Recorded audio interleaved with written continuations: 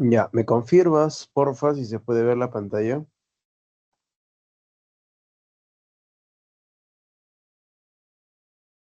Buenas, sí se ve. Listo, gracias.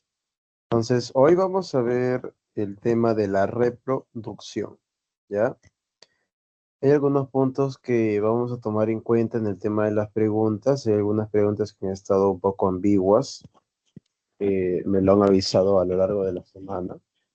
Los moderadores, los que se encargan de, de realizar las preguntas, pero voy a darles una explicación de cada uno de esos, ¿ya?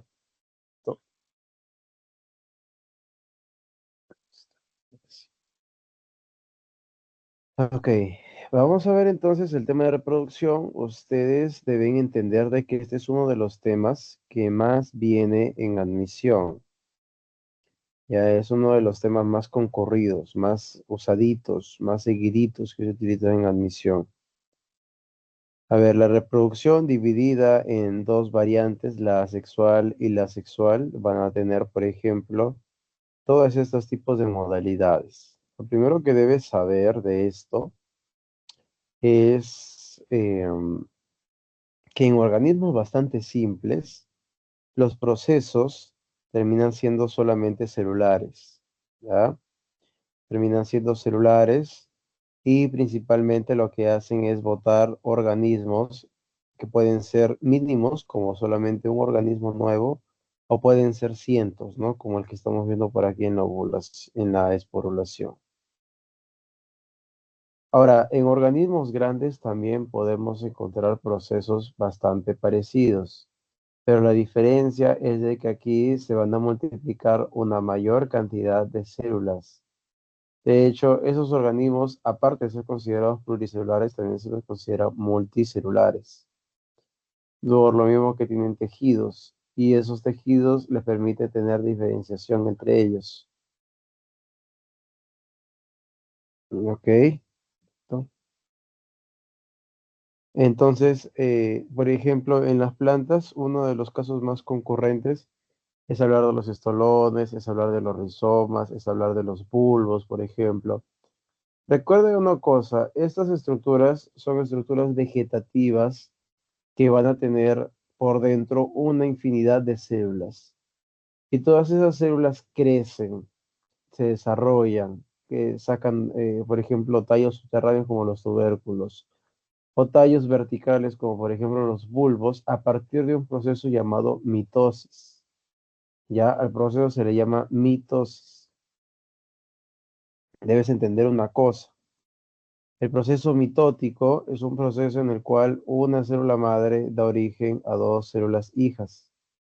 Y ese proceso es un proceso asexual y todos lo hacemos. Todos los organismos pluricelulares y multicelulares.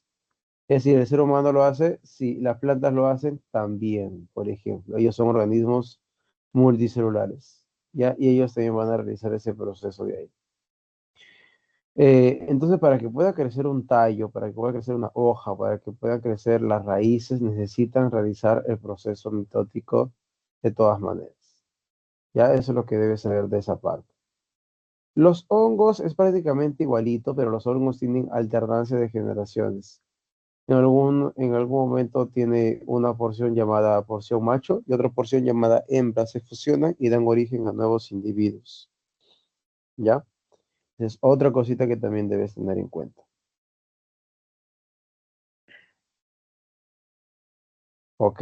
En invertebrados, los, por así decirlo, los invertebrados cuando tienen vida marina, la mayoría de ellos pueden tener una capacidad llamada la regeneración. Por ejemplo, las estrellas de mar. Aquí también, por ejemplo, podemos encontrar la planaria, organismos marinos, ¿ya? Organismos que pueden ser de agua salada, organismos que pueden ser de agua dulce. La cosa es que se encuentran en cuerpos de agua. Ahora, en el caso de de los nidarios, los que también tienen capacidad de realizar de un solo organismo otro hijo, a ese organismo se le llama hidra, ¿ya? Y es muy parecido, esta es la hidra, mira, que estamos viendo por aquí. Me parece un barrilito. Entonces, eso también lo podemos encontrar. Pero entonces quédate con la idea de que usualmente la reproducción asexual va a ocurrir en organismos que están en cuerpos de agua y asimismo estos organismos suelen ser bastante simples, ¿ya? Entonces ahí es donde lo que vamos a tener en ese caso. ¿Qué más? Vamos bajando, vamos bajando. Recuerde que esto simplemente es a modo de repaso. Ahorita vemos la parte de las preguntas, ¿ya? Y vamos a encontrar, por ejemplo,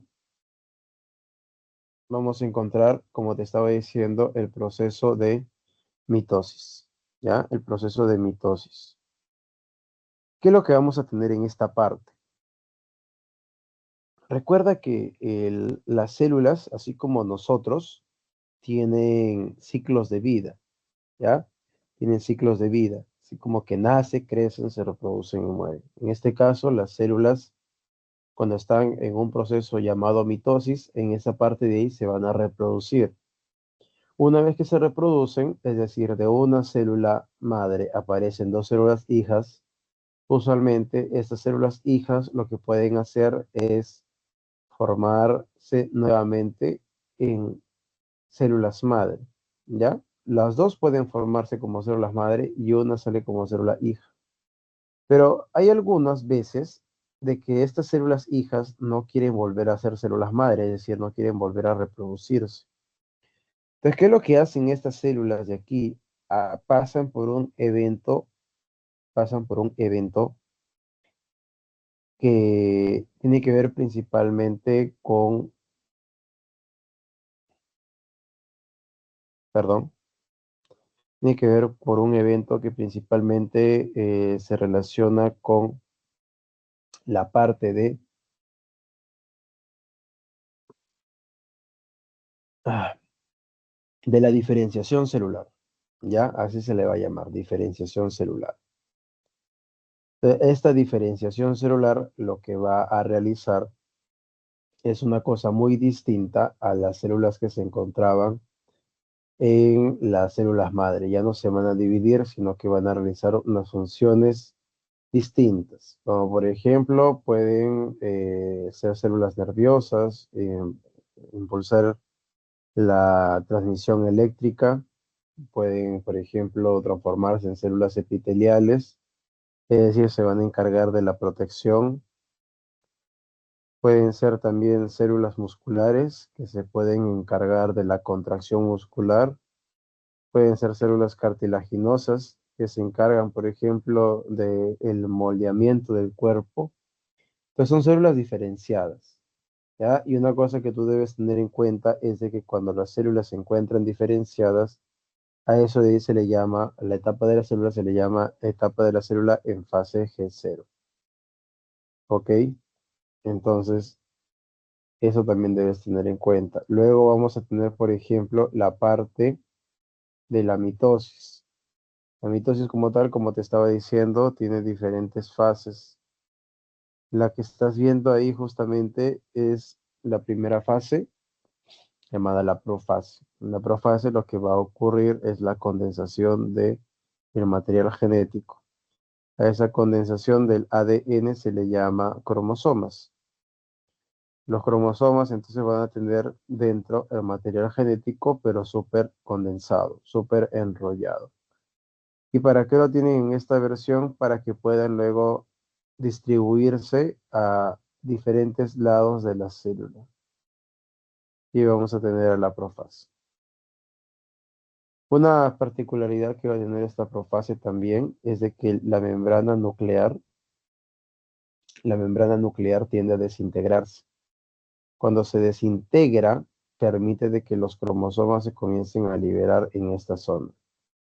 Los cromosomas, una vez que se liberan, luego se alinean en esta placa ecuatorial llamada también placa mitótica, ¿ya? Placa ecuatorial o placa mitótica. Y cuando es el momento adecuado, los usos acromáticos comienzan a jalar a estas cromátides hermanas para que puedan distribuirse en cada uno de los polos de la célula. Una vez que se distribuyó el material genético, es decir, se distribuyen las cromátides, se separan las células a la mitad y esa separación se le llama citocinesis. Luego, por ejemplo, cuando hablamos de las plantas, el proceso cambia ligeramente, principalmente en la parte de la telofase. En la telofase no hay citocinesis. Repito, la telofase en plantas no ocurre. Las células vegetales no realizan citocinesis, sino que lo que realizan es un proceso llamado formación de la placa celular, ¿ya? Formación de la placa celular, a veces también le llaman fragmoplasto a esa parte. Y una vez que se ha formado ese fragmoplasto, divide a la mitad a la célula. Entonces, en ningún momento hay algún tipo de estrangulamiento por parte de las células, sino que se forma ese fragmoplasto y eso permite que justamente pueda dividir a la célula vegetal a la mitad, ¿ya? Es lo que también vamos a tener y debes tenerlo en cuenta.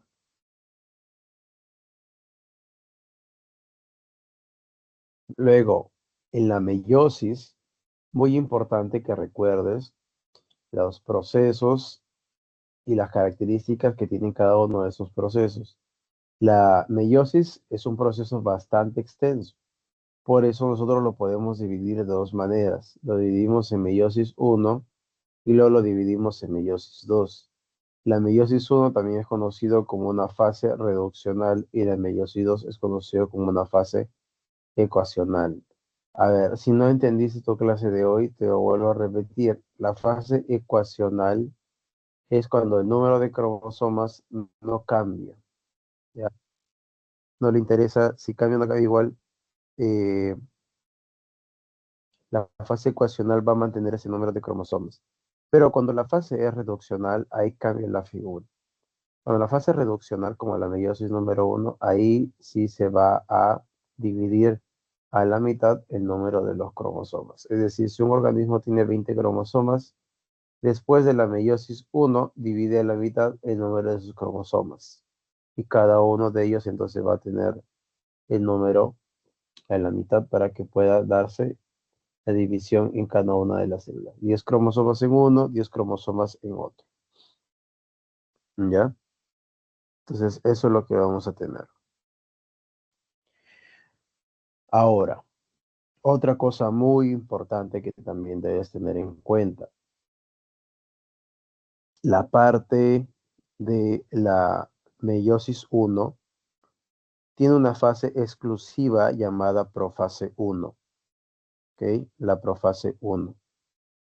¿Por qué hay que hacer, por qué hay que tomarle mucha atención a la profase uno? Porque a diferencia de la mitosis, la profase uno es un proceso muy extenso. Es un proceso que, como tú estás viendo aquí en la imagen, esta de colores, tiene 5 momentos distintos. La profase uno: leptoteno, cigoteno, paquiteno, diploteno y diacinés. Cada uno de ellos con sus características también. ¿Ya? Recuerda, leptoteno, cigoteno, paquiteno, diploteno y diacinés. Entonces, cada una de estas fases de aquí, a veces son muy sencillas, a veces son muy complejas de entender. Pero lo que yo quiero que te lleves es de que no ocurre recombinación genética, no habría variabilidad genética si no se dieran estos procesos de aquí de la profasión, ¿ya? Sí, obligatoriamente tienen que darse para que haya profase 1. Bien, seguimos entonces. Vamos a esta parte y tenemos, por ejemplo, recuerda que todo proceso meiótico sirve para producir células sexuales, o también llamadas células germinales. Y esas células germinales pueden encontrarse tanto en plantas como también se pueden encontrar en animales, ¿ya? Entonces, en este caso, si se encuentran, por ejemplo, en plantas, van a dar origen a las células sexuales de la planta. Pero primero debes saber cómo es la estructura reproductiva de una planta, es decir, como en la flor. Las partes masculinas están en los estambres, las partes femeninas están en los pistilos. ¿ya? Entonces aquí tenemos, por ejemplo, las células sexuales, las estructuras masculinas, y en la parte más superficial van a encontrarse las estructuras de las células sexuales, como por ejemplo podemos encontrar ahí los granos de polen, ¿no? Los granos de polen vendrían a ser, por ejemplo, las células sexuales masculinas. Y el óvulo se encuentra dentro de qué? Dentro del pistil. Más exactamente dentro del ovario. Ya, ahí lo vamos a encontrar. Bien. Vamos pasando esto. Esto es simplemente la descripción de los diferentes tipos de procesos que ocurren en la microgametogénesis, que es la producción de los granos de polen, y la parte de la macrogametogénesis, la producción de los óvulos, ¿ya? Que se van a producir de dos maneras. Va a haber uno llamado el núcleo polar y otro va a ser la oósfera. La diferencia es de que el núcleo polar va a ser 2N y la oósfera va a ser N. Entonces, el embrión va a ser diploide, pero su albumen es triploide. Te voy a diciendo un dato muy importante. El albumen termina siendo triploide porque necesita triplicar la cantidad de nutrientes que necesita el embrión para que el alimento no le falte a este embrión. Recuerda que el embrión de las plantas en ningún momento cuida, el embrión como tal no es cuidado por las plantas grandotas, no es cuidado por sus progenitores. Entonces, ese embrión, una vez que nace, se tiene que valer por su propia cuenta para poder existir, ¿ya? Entonces, eso es lo que debes tener en cuenta. Por eso el albumen termina siendo triploide. Estructuras del fruto, la reproducción sexual en angiospermas, eso lo vamos pasando. En los órganos reproductores masculinos también, muy importante que sepas cómo es que se fabrican esas cosas y para qué sirven. Y en el caso de la mujer, el femenino, también necesitamos tener a detalle el funcionamiento. Asimismo, los ciclos ováricos de una mujer dependen demasiado de sus hormonas en ese momento. Hay muchas mujeres que son irregulares y eso se debe a que las hormonas en los primeros estadios de vida lo que hace es eh, generar un desbalance a nivel del ciclo ovárico, lo que puede provocar una desregulación hormonal. Bien, otra cosa que ustedes también deben tener muy en cuenta es que entre la espermatogénesis y la ovogénesis, la espermatogénesis siempre va a dar origen solo a 4 células hijas, mientras que la ovogénesis solamente da origen a una célula hija, que en este caso vendría a ser el óvulo, también llamado ovocito, preferiblemente llamado ovocito, ¿ok? Profe, ¿y por qué no puede dar 4? Porque la mujer solamente libera un solo óvulo. Bajo condiciones normales, solamente va a liberar un solo óvulo. ¿Ya? Entonces, por eso solamente se libera uno. Listo. Entonces, una vez visto esto, podemos ver también esta parte de aquí. No sé si les habrán explicado esto de la fecundación, la mórula, blastula, gástrula. De esto de aquí hay que saber los embarazos cuando son, por ejemplo, del tipo ectópico, el tipo de recomendaciones que se deben tener. ¿Ya? Bien. Una vez visto eso, entonces, muchachos, vamos a pasar a la parte de las preguntas, ¿ya? Para poder contestarlas de buena manera. Dice, la infección con un protozoario parásito en la sangre permite que se pueda dividir este parásito, su núcleo de manera sucesiva, tantas veces que cada uno de ellos se encierre en su propia membrana plasmática. Finalmente, la membrana de la célula inicial se rompe y libera a los descendientes eh, hacia la sangre. ¿Qué característica reproductiva podría destacarse de este organismo? A ver.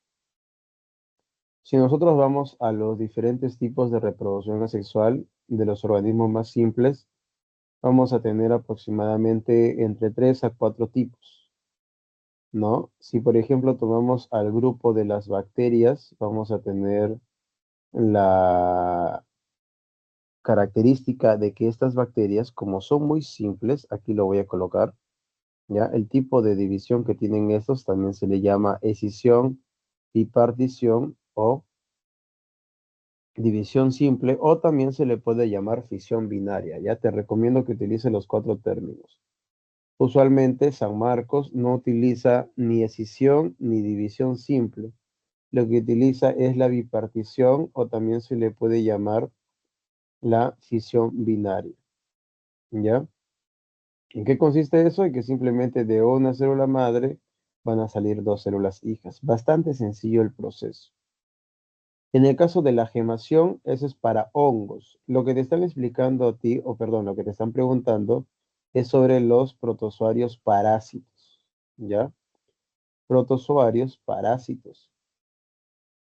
Y esos protozoarios parásitos están dividiendo, dice, su núcleo de manera indefinida. Lo están dividiendo varias veces.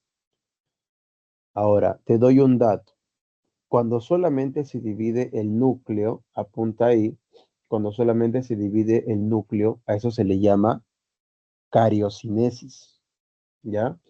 Cariocinesis. Cario, que significa núcleo, y cinesis, que significa división o movimiento. Entonces, en este caso, la división del núcleo, la cariocinesis, es propio del proceso de división celular, también llamado la esporulación. ¿Por qué? Porque primero se tienen que formar los núcleos y luego y luego se rodea de pequeña membrana celular. Y a partir de ahí entonces comienzan a aparecer nuevos microorganismos, como por ejemplo los protozoarios parásitos que te estaba mencionando. Ya, entonces por eso el primero que tú debes tener en cuenta es el proceso de esporulación. Bien, vamos a la pregunta número 2. Allá. A ver, ahora recuerden, te dice qué característica reproductiva podría estar destacándose en el organismo. Estamos hablando de que el proceso se le llama esporulación. La esporulación vendría a ser un tipo de reproducción asexual, ¿no? Es decir, no hay variabilidad genética, solamente hay un solo individuo, pueden generarse de 2 a más individuos. En este caso, la esporulación genera más de 2, genera un montón de nuevos individuos. Y entonces, dice, ¿qué característica reproductiva podría destacarse de este organismo? Y la respuesta vendría a ser la D, ¿no? No es necesaria la formación de gametos, porque es una reproducción del tipo asexual. Cuando la reproducción es del tipo asexual, entonces no necesitas ni gameto masculino ni femenino. Aquí no existe ni padre ni madre. Le puedes llamar como te dé la gana. La cosa es de que sea un progenitor. La cosa es de que este organismo de origen, este mismo, uno solo, de origen a varios organismos. Ya, esa es la única característica. Por eso entonces la respuesta sería la D. ¿Por qué no puede ser la uno? Porque ahí se presenta variabilidad genética. Ningún tipo de reproducción asexual genera variabilidad genética. ¿Ya? La B dice, hay más de un solo progenitor. No, no hay más de uno solo. Solamente hay un progenitor. ¿Ya? Solamente existe un solo progenitor. La C, necesaria la formación de gametos, tampoco. Necesaria la formación de gametos, esa es la respuesta. Y la D, los descendientes no son clones idénticos del progenitor. Todo lo contrario, los descendientes, los hijos, son clones idénticos al padre, al progenitor. ¿Ya? Son idénticos al progenitor. La D dice, a pesar de que la forma de reproducción de la papa en la agricultura se hace empleando tubérculos, esta también puede reproducirse mediante flores y semillas. ¿Qué característica podríamos destacar en la descendencia obtenida mediante tubérculos a comparación de la obtenida por semillas? Ok, vamos a ir entonces un ratito a la reproducción vegetativa, que es esta de acá, ¿ya? Aquí tenemos, por ejemplo, esta sección de aquí, esta sección vendría a ser parte de la reproducción del tipo asexual, ¿ya? ¿Por qué es una reproducción asexual? Porque no necesita progenitores para empezar. Como hemos estado mencionando en la parte unicelular, la parte de las células, estas células no necesitan que uno sea masculino, otro sea femenino. En este caso, la reproducción solamente necesita un progenitor, ¿ya? Y este progenitor va a dar origen a diferentes descendientes. Eso justamente es lo que pasa, ¿ya? Por ejemplo, en los tubérculos, la papita es una estructura vegetativa reproductiva. ¿Por qué? Porque si uno eh, agarra un tubérculo y lo coloca en un lugar en el cual haya iluminación y además le agregas humedad, de ese tubérculo van a comenzar a salir brotes vegetales, comienzan a salir nuevas plantas. Tú preguntarás, pero ¿por qué sucede eso de ahí? Lo que sucede es de que la papa, cuando le das humedad y le das sol, es como si fuera una semilla. Puede dar origen a una nueva planta. ¿Ya? Y eso es lo que sucede. Pero estamos tomando en cuenta de que de un solo tubérculo está saliendo una planta o más plantas. ¿Ok? Entonces, ese tipo de reproducción es asexual. En cambio, cuando hablamos de la reproducción sexual, en el caso de las flores, necesitas obligatoriamente que una flor sea macho, otra flor sea hembra. ¿A qué me refiero con macho y hembra? No es que los comportamientos de la planta lleguen a variar, por si acaso. El comportamiento de la planta no varía. Lo único que varía son las estructuras reproductivas. En este caso, la planta macho va a tener lo que vendrían a llamarse estambres y las hembras vendrían a tener lo que se le conoce como los pistilos. ¿Ya? Eso es lo que va a tener cada uno de ellos. Entonces, respondiendo a la pregunta, vamos a ir a donde estábamos y lo número dos. Entonces, acá, ¿qué característica podríamos destacar de la ascendencia obtenida mediante tubérculos a comparación de la obtenida por semillas? Y la clave vendría a ser, a ver, dice la letra A, el órgano que las generó fueron las raíces. No, ¿verdad? Los tubérculos no son parte de las raíces, son tallos subterráneos. Son engrosamiento de los tallos que van a contener una gran cantidad de amiloplastos, que son los amiloplastos organelas que tienen la capacidad de almacenar un polisacárido insípido llamado almidón. Ya, por si acaso, el almidón es el conjunto de varias moléculas de glucosa. Te preguntarás, pero ¿por qué si está formado de glucosa, por qué tiene o la característica de ser insípido? ¿Por qué no alcanza un sabor como tal? Lo que sucede es que esa molécula es tan grande que no alcanza el tamaño en los receptores que tenemos en la lengua, ¿ya? Por eso es insípido. Entonces, ¿el órgano que le generó fueron las raíces? No. Su ADN proviene de la mezcla de dos progenitores. Como hemos estado mencionando, los tubérculos solamente necesitan de uno de ellos para sacar o una planta, dos plantas, tres o más plantas. Ya, solo necesitan un solo progenitor. Que te dicen que intervienen dos. No, eso es falso. La C fue obtenida a partir de células especializadas. No necesariamente, ¿ya? No necesariamente. La de su ADN es idéntico al del progenitor. Claro, eso sí es verdad. Las plantas que salgan de ahí van a ser idénticos al ADN que va a tener también la planta. ¿Ya? Va a ser idéntico. Se generaron a partir de hojas especializadas, no, ¿verdad? A partir de tallos especializados. Esa sería entonces la respuesta, la letra D. La 3 dice, luego de aislar moléculas extraídas de una célula hallada en la etapa de la interfase, miren, estamos hablando de la interfase, es decir, todavía no ha habido división celular, es decir, ni siquiera se ha repartido el material genético, ni tampoco ha habido ni profase ni metafase, sino que se encuentra en interfase, ¿ya? Dice que se obtienen abundantes moléculas de ARN mensajero.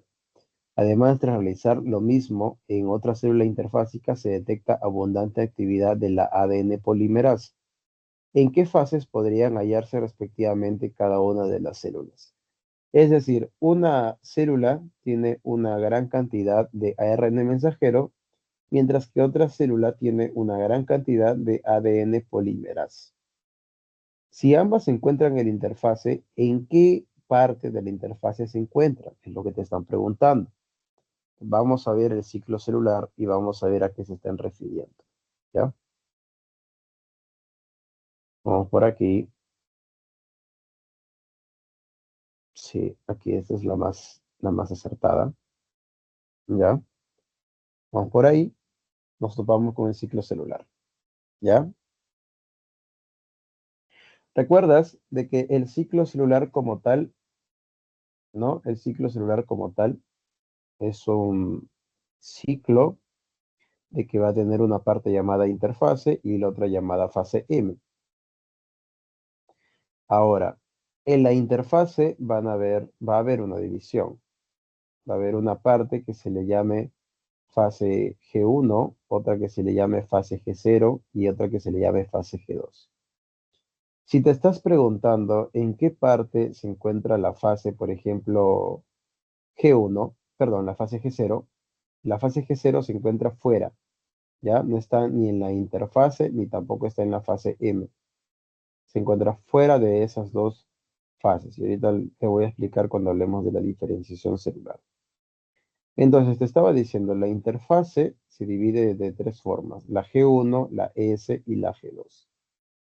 En la G1, ahí lo que estás viendo, mira, la G1, que se encuentra por aquí, ¿ya? Dice, la célula duplica su tamaño, aumenta la cantidad de organelas, enzimas y otras moléculas. Pero lo que no te están colocando, y es muy importante para que entiendas el contexto, es de que aquí se realiza también la mayor cantidad de síntesis de proteínas. ¿Ya? Aquí se realiza, en ese momento, en la G1 se realiza la mayor cantidad de síntesis de proteínas. Ya listo. Entonces, una vez que tú sabes eso de ahí, puedes ponerte a pensar nuevamente. Estamos hablando de síntesis de proteína, estamos hablando de qué? Estamos hablando de un proceso primero llamado transcripción y otro llamado traducción. En la transcripción, el proceso de transcripción era la transformación de ADN, ¿ya? Era la transformación de ADN a ARN. Entonces, ese ARN lo que iba a hacer era transformarse en tres variantes, ¿no? Formarse tres variantes. El ARN mensajero, el ARN ribosomal y el ARN de transferencia. ¿Cuál es el que me está interesando a mí? El que me está interesando es el ARN mensajero, porque ese ARN mensajero luego va a moverse hacia donde está el ribosoma y una vez que se mueva va a comenzar a traducirse, ¿no? Entonces, muy importante el ARN mensajero. Ahora, eso entonces va a pasar en la fase G1. Ya tengan en cuenta que en la fase G1 sí o sí va a haber formación de ARN mensajero. Profe, pero estaban mencionando también otra molécula, que era, por ejemplo, la ADN polimerasa. ¿Qué hace la ADN polimerasa? Ah, bueno, muy sencillo. La ADN polimerasa lo que hace es agregar nucleótidos de ADN para formar una nueva cadena de esta misma molécula. Pero la pregunta es, ¿en dónde ocurre ese proceso? Allá, ese proceso va a ocurrir en la fase S de la interfaz. Repito, la fase S de la interfaz. Aquí, como dice, ¿no? Duplicación del ADN y también de las proteínas asociadas. Entonces, aquí se va a duplicar principalmente el ADN. Y ahí justamente, para que se duplique ese ADN, necesita de una enzima muy importante. Y esa enzima se llama la ADN, perdón, la ADN polimerasa. ¿Ya? La ADN polimerasa. Eso es lo que necesito. Entonces, si vamos a ir nuevamente a la parte de las preguntas, vamos aquí. Pregunta número 3, estaban diciendo, ¿no? Dice que se necesitaban abundantes moléculas de ARN mensajero para realizar también el ADN polimerasa. Bien, aquí por si acaso, ya hay que corregir la letra D. Ya aquí donde dice G2, cámbienlo a G2, coloquen G1. ¿Ya? En la G1 es donde ocurre la parte de la síntesis de proteína, la máxima síntesis de proteína. El fundamento de por qué no puede ser G2 es muy sencillo, muchachos. Les voy a explicar. En la G2, recuerden ustedes de que la célula se está preparando ¿para qué? Para la división. Y se supone de que el ADN que se encuentra en ese lugar ya está condensado. Y si el ADN ya se encuentra condensado, entonces ya es realmente inactivo. Es decir, ya no se puede utilizar ese ADN para la transcripción. Entonces, el único momento en el cual se puede dar la transcripción es en la fase G1. ¿Por qué? Porque en esa parte de ahí el ADN todavía se encuentra descondensado, como eucromatina, de hecho. Y esa eucromatina entonces va a permitir que a ciertas proteínas puedan situarse en esas zonas y puedan generar el proceso de transcripción. Pues por eso la clave es la letra D, pero te vuelvo a repetir, en vez de colocarle la palabra G2, vas a colocarle la palabrita G1. ¿Ya? Haya habido un lapsus. Pues es G1 y la fase es. Bien. Vamos a la pregunta número 4. Dice, algunos fármacos pueden causar la aparición de células que tienen dos núcleos idénticos en su citoplasma.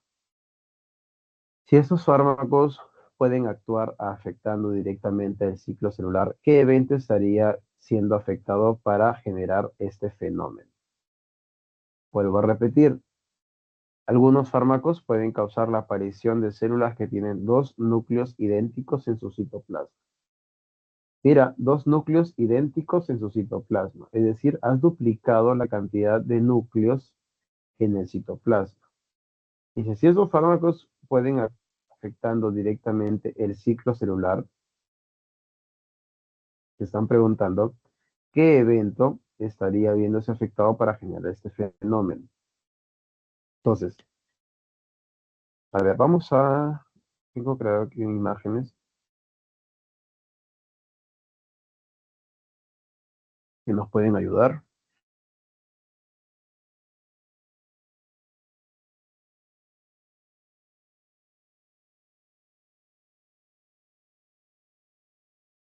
Aquí, vamos a utilizar esto ya, porque no hay otra parecida. Mm, o tal vez este también. Ya mira, este mejor, ya para que puedan entender bien la figura. A ver, vamos a hacer un núcleo más grande. Ya miren, sigan aquí mi cursor, sigan mi cursor, aquí está mi cursor. ¿Qué es lo que están viendo en esta parte de aquí? Están viendo que ya voy a pintarlo de verde a toda esta zona. Ya, concéntrense en esa parte de ahí. Ya, se concentran en esa parte de ahí. ¿Qué es lo que ustedes están viendo ahí? Se supone de que se está dividiendo, ¿qué? Las dos células. Pero antes de dividirse las dos células, está habiendo un proceso llamado cariocinesis. ¿Se acuerdan que les dije que lo apunten en esa parte de ahí? Porque era muy importante. Bueno, es muy importante. ¿Por qué es muy importante? Justamente porque la cariocinesis lo que hace es dividir al núcleo de la célula en dos, ¿ya? Lo divide a la mitad. Entonces, lo que debería pasar cada vez que ustedes vean un proceso de división celular es que primero se tenga que dividir el núcleo y luego se divida la célula, ¿ya? El proceso de división del núcleo, como te acabo de decir, y apúntalo si no lo apuntaste por tercera vez, es la cariocinesis, ¿ya? Ese se le llama entonces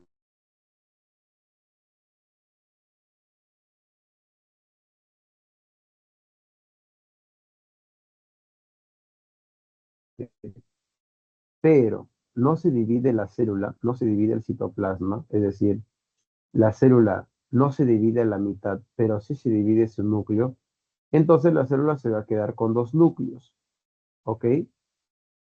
Entonces eso está afectando como tal a la división celular y hay algunos fármacos, hay algunas pastillas, hay algunos medicamentos que al tomarlos van a generar eso, ¿no? La formación de dos núcleos y mantienen el número de células. La célula no se divide. Es decir, para redondear la idea, va a haber cariocinesis, pero no va a haber citocinesis. ¿Ya? Va a haber cariocinesis, pero no va a haber citocinesis. Eso ya vamos a utilizarlo para responder lo que te estaba preguntando por acá. Pregunta número, si no, ¿qué evento se vería afectado para generar este fenómeno? Claro, ¿no?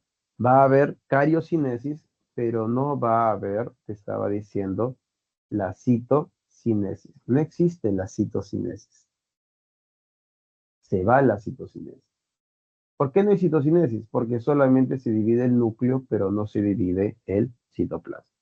Condensación de la cromatina no tiene nada que ver con este proceso de división, ¿ya? La cromatina se condensa desde la fase G2, por si acaso, ¿ya? Luego termina en la parte de la profase y alcanza su máxima condensación culminada en la metafase. La placa ecuatorial es de la metafase, así que tampoco nada que ver. Cariocinesis es lo que se da, división del núcleo. Lo que no se da es la citocinesis, ¿ya? Y la desintegración de la carioteca, eso se forma en la profase. ¿Listo? Luego dice la pregunta número 5, ¿ya? Pregunta número 5 dice lo siguiente. Luego de realizar el cariotipo de un mamífero recientemente descubierto en la Reserva Nacional de Tambopata, se inicia un estudio morfológico de los cromosomas, ¿ya?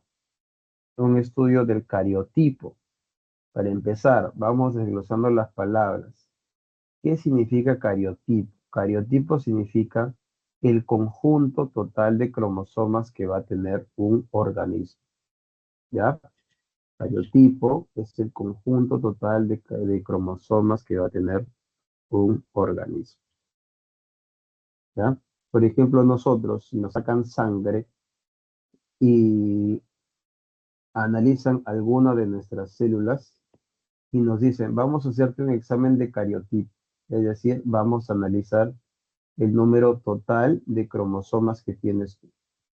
Nosotros, Homo sapiens sapiens, nosotros como tal, tenemos un cariotipo determinado, ¿ya? Las personas, entre comillas, normales, tenemos un número determinado de cromosomas. Y ese número siempre va a ser el 46, ¿ya? Entonces vamos a tener 46 cromosomas de manera prácticamente fidedigna. Solamente aumenta nuestro número de cromosomas cuando tenemos, por ejemplo, los anomalías llamadas los famosos síndromes, ¿ya? Solamente bajo esa condición cambia nuestro número de cromosomas. Ok, dice entonces que a este animalito, a este bichito, le hicieron un cariotipo, ¿ya? Ok, y en la Reserva Nacional de Tamaulipas. Dice que se inicia un estudio de la morfología de sus cromosomas, la forma que tienen los cromosomas. Se concluye finalmente que no existe una simetría entre la longitud de los brazos de cada cromosoma. ¿Qué enunciado correspondería a la información señalada? Por ese estudio de cariotipo, más que averiguar el número de cromosomas, le averiguó la morfología del cromosoma. Algo que también se puede hacer, pero es un estudio secundario, ¿ya? Lo importante debería ser averiguar el número de cromosomas más que la forma. Pero bueno, entonces dice que se analizó el cariotipo y van a ver la morfología de los cromosomas. Dice, ningún cromosoma acéntrico, presenta todos los tipos de cromosomas. A ver, recuerden ustedes, la semana pasada nosotros estábamos viendo lo que era la parte de las mutaciones y todo lo demás, y había una parte justamente que hablaba de los cromosomas, y ahí ya estaba la morfología exacta de los cromosomas. Por si ustedes no recuerdan qué cosa es un cromosoma metacéntrico, los cromosomas metacéntricos son los cromosomas que tienen los brazos de arriba, llamados los brazos P, iguales a los brazos Q, ¿ya? ¿Qué son los bracitos? Vamos a graficarlos para que lo entiendan, ¿ya? A ver, aquí, los bracitos. Esto, por ejemplo, vendría a ser un cromosoma, ¿no? Yo sé que ustedes están acostumbrados a verlo en forma de X, así que vamos a dibujarlo así, de esta manera, ¿ya? Ahí tienes un cromosoma y los bracitos vendrían a ser estas partes de aquí, ¿no? Esto, esto de aquí vendría a ser un bracillo. Ese bracito que acabo de señalar también se le llama el brazo P y el de abajo vendría a ser el brazo Q, ¿ya? Recuerda que los cromosomas pueden ser cromosomas dobles, como el que te estoy dibujando ahí porque tiene dos cromátides, o también pueden ser cromosomas simples, ¿ya? Repito, los cromosomas pueden ser en la versión doble, es decir, hay dos cromátides, o pueden ser también cromosomas simples cuando solamente tienen una sola cromátide. En este caso dice de que hay una simetría entre la longitud de los brazos de cada cromosoma. Entonces, ¿qué enunciado corresponde a la información? Ningún cromosoma es metacéntrico, puede ser, porque recuerda que los metacéntricos tienen los brazos de arriba y los brazos de abajo de forma igual.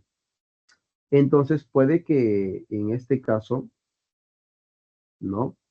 En este caso, los cromosomas, como no tienen asimetría, perdón, como no tienen asimetría, es decir, los dos brazos son iguales, los cromosomas vendrían a ser metacéntricos. Pero si te dicen que ninguno es metacéntrico, entonces no coincide, ¿ya? Porque en este caso no existe la simetría. Es decir, todos son simétricos, todos los bracitos. La clave de la B dice, presenta todos los tipos de cromosomas. Falso, ¿no? Solamente existe un tipo de cromosoma que tienen, y ese tipo de cromosoma va a tener los brazos simétricos. La C dice, no solamente hay cromosomas telocéntricos. Falso, ¿no? Los cromosomas telocéntricos son de esta manera, mira, lo voy a graficar. El cromosoma telocéntrico es así. El brazo P es cortito y el brazo Q es largo, ¿ya? El brazo P es cortito y el brazo Q vendría a ser extremadamente largo, ¿ya? Pues tampoco podría ser esa de ahí. Listo. Luego tenemos otra. Dice, los cromosomas del mamífero, todos son metacéntricos. ¿Verdadero o falso? Si te están diciendo de que los bracitos no cambian su simetría, es decir, son iguales, entonces la clave esperada vendría a ser esa, ¿no? La clave más certera vendría a ser de que todos son metacéntricos. Esa vendría a ser la clave, ¿ya? Todos son metacéntricos. ¿Listo?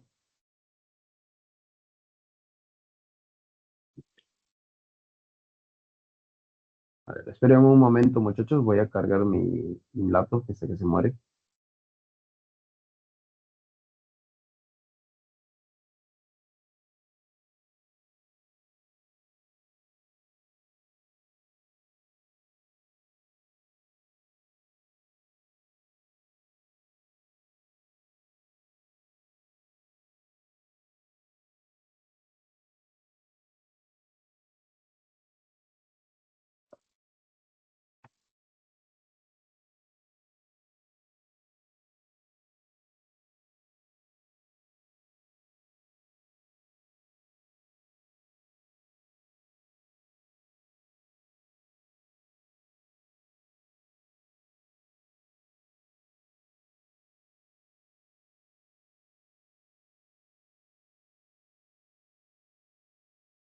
Ya, ok.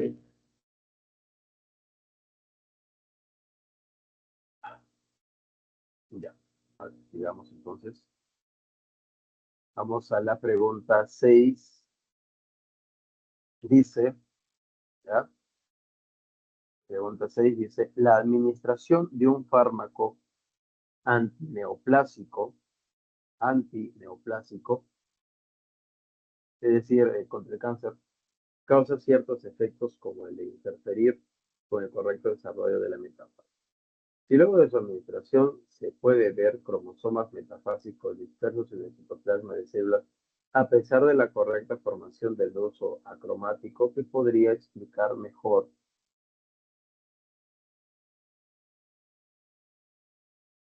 lo sucedido. ¿Ya? Dice, nuevamente, la administración de fármaco antineoplásico, es decir, contra el cáncer, causa ciertos efectos como el interferir con el correcto desarrollo de la metafase. Si luego de tomarse ese fármaco se puede ver cromosomas metafásicos dispersos en el citoplasma de células, a pesar de la correcta formación del uso cromático, que podría explicar mejor lo sucedido. Ok, ya.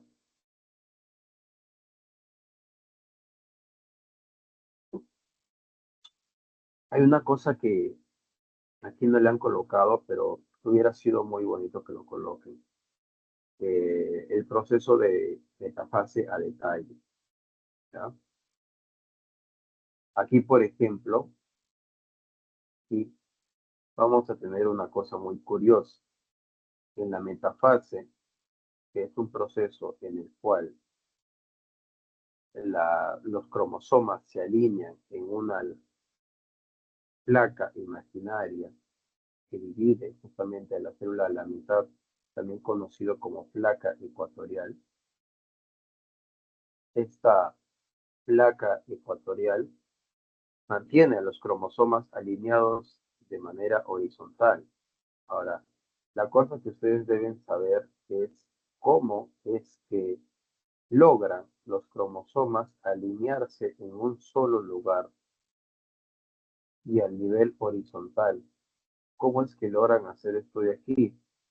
Bueno, lo logran, por si acaso, desde la unión, escucha, desde la unión de estos cromosomas con el uso cromático. Ahora, la unión del uso cromático con los cromosomas ocurre gracias a una zona del centrómero del cromosoma llamado cinetocoro. ¿Ya? Vuelvo a repetir, la unión entre el cromosoma con el uso cromático se da gracias a la unión de una porción del cromosoma llamado centrosoma y exclusivamente en el centrosoma una porción llamado cinetocoro.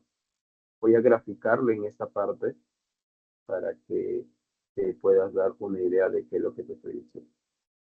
Imagínate que tienes un cromosoma, por aquí vas a tener el otro cromosoma, y tú sus brazos, ¿no? Brazo P, brazo Q, brazo P, brazo Q. Entonces ahí tenemos, ¿no? Y en la parte central vamos a tener una estructura llamada centrosoma, ¿no? Como te estaba diciendo. Aquí está el centrosoma, ¿ya? Ahora, este centrosoma, a su vez, tiene unos pequeños ganchitos. Y esos ganchos de ahí se le llama cinetocoros. Ahí están los ganchos. Cinetocoro 1 y cinetocoro 1. Entonces, cada vez que estos cinetocoros se topen con unas fibras proteicas llamados usos acromáticos o usos mitóticos, se van a enganchar ahí, se enganchan, y a medida de que las fibras del uso cromático comiencen a moverse, también se comienzan a mover los cromosomas, ¿ya? Entonces, de esa manera funciona la movilización de los cromosomas mediante el uso mitótico. Y recuerda que siempre tienen como regulador entonces al cinetocoro. Perdón. Entonces, si te preguntan aquí, si te preguntan el fármaco antineoplásico que causa ciertos efectos como el preferir con el correcto desarrollo de la metafase, Y luego de su administración se ven los cromosomas metafásicos dispersos en el citoplasma. A pesar de la correcta formación del uso cromático, te está diciendo de que esta célula, aquí mira la gráfica de la célula, esta célula de aquí está formando cromosomas que no necesariamente van a estar alineados en la placa ecuatorial, van a estar dispersos estos cromosomas, ¿ya? Los cromosomas deberían estar alineados, pero no lo están. Y aquí van a estar los usos cromáticos. Y mira, los usos cromáticos van a estar de polo a polo, pero no se encuentran alineados los cromosomas en la placa ecuatorial.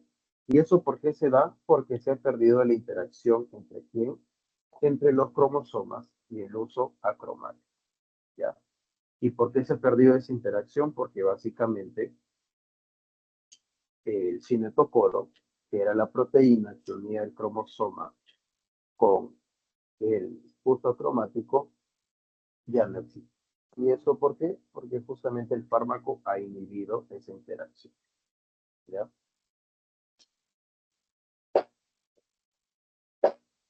Entonces, la respuesta para esta parte vendría a ser la letra C.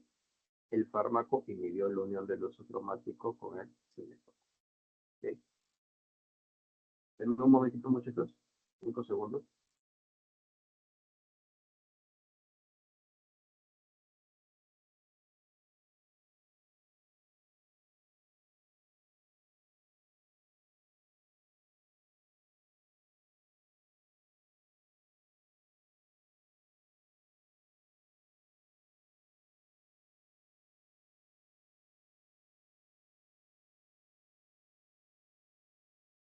Ok.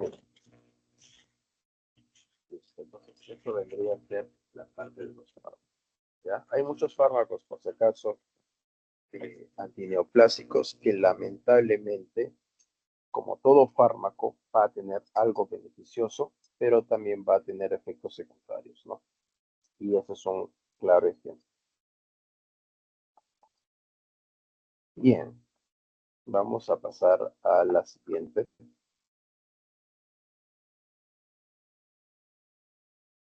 Dice, un roedor andino presenta, ahora sí vamos a ver la parte de los cromosomas, ¿ya? Muy atentos a esta parte. Dice, un roedor andino presenta 40 cromosomas característicos de su especie y se pretende caracterizar el comportamiento meiótico de esos cromosomas. Luego de extraer células de las gónadas de este ratón, se obtienen células metafásicas de placas ecuatoriales únicas y dobles. Te preguntan cuántas cromátides espera contar en cada tipo de célula respectivamente. En cada tipo de célula. Acá hay una cosa que debes tener en cuenta. La primera célula que te están diciendo, ¿ya? La primera célula que te están diciendo son células que se encuentran en su estadio diploide, ¿ya? En su estadio diploide. ¿Te acuerdas que lo diploide siempre es el 2N? Entonces, en este caso, me están diciendo de que la célula se encuentra en su estadio diploide. El primer caso, ¿ya? Que pueden ser células somáticas o pueden ser células germinales. Y en el segundo caso, las células se van a encontrar en el proceso meiótico. Ahora la pregunta es, ¿cuántas cromátides deberías encontrar si lo ves a la célula justamente en la metafase, ¿no? Con una ecuatorial y una placa ecuatorial única también. Entonces, ¿cuántas cromátides podríamos encontrar? Miren, para eso hay que ver nuevamente la gráfica de la meiosis. ¿Ya? Vamos a ver la gráfica de la meiosis, que es una cosa así. Ahí está, ¿no? Ahí está la meiosis.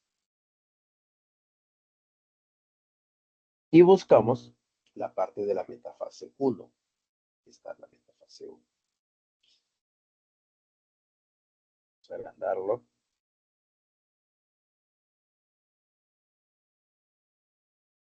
¿Ya?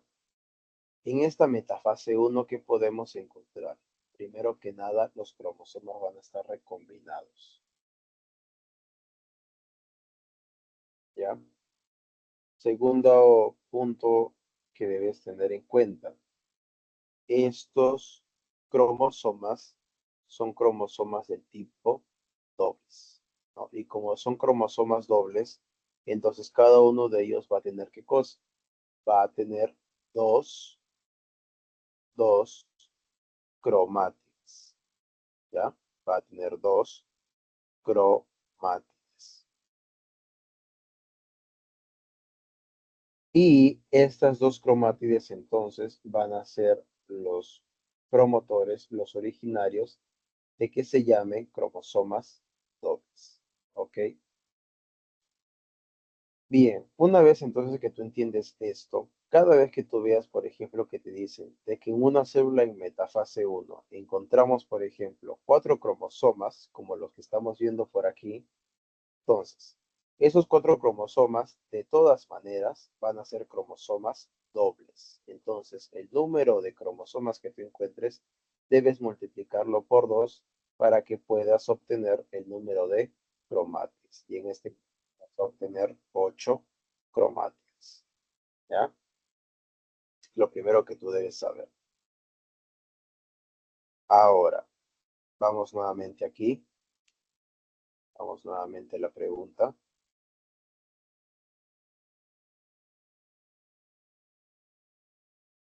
Y te dicen en la pregunta 7, ¿no? El reodorantino dice.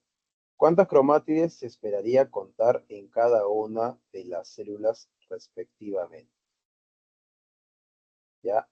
¿Cuántos cromátides debería encontrar en cada una de las células respectivamente?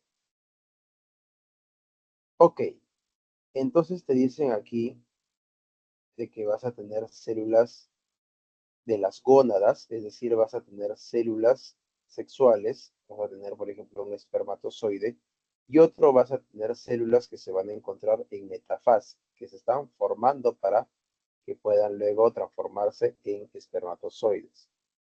Entonces, las primeras que se están formando, que ya se han formado, por ejemplo, el espermatozoide, va a tener a la mitad el número de cromosomas. Si eran 40 cromosomas, va a tener 20 cromosomas, ¿ya? Y cuando estemos hablando en la parte de la metafase, recuerda que el número de cromosomas no va a variar, va a seguir teniendo 40. Entonces, lo que hay que hacer aquí es multiplicarle por 2 a cada una de los cromosomas que estemos encontrando, ¿ya? Multiplicamos entonces por 2. Y eso te daría un total, en el primer caso, de 40 y el otro de 80. Como no hay una clave que se asemeje a ello, según coordinación de docentes de la PRE, la clave sería la E. Lo único que ustedes deben hacer es cambiarle el orden de los números, ¿ya? Como en el primero te están diciendo célula germinal, entonces esa célula germinal tiene ya la mitad del número de cromosomas. Y lo único que tienes que hacer es multiplicar por 2 para saber el número de cromátides. Y segundo, vuelvo a repetir, como la otra tiene el número original de cromosomas y se encuentra en metafase, entonces hay que multiplicarle también por 2 para sacar el número de cromosomas, ¿ya? De la clave sería la E. La 8 dice, un cultivo de células germinales modificadas genéticamente es incapaz de producir las proteínas del complejo sinaptonémico. ¿Qué tipo de eventos podrían estar ausentes en estas células luego de iniciar la meiosis? ¿No? Un cultivo de células germinales modificadas genéticamente es incapaz de producir las proteínas del complejo sinaptonémico. ¿Qué tipo de eventos podrían estar ausentes en estas células luego de iniciar la meiosis?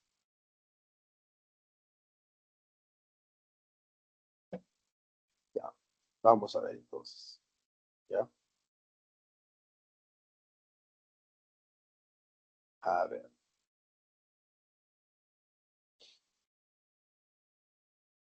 eh, para empezar, complejo sinaptonémico. Vamos a detenernos un ratito aquí, ¿ya? Complejo sinaptonémico. El complejo sinaptonémico, esta palabrita viene del proceso de meiosis conocido como la sinapsis, ¿ya?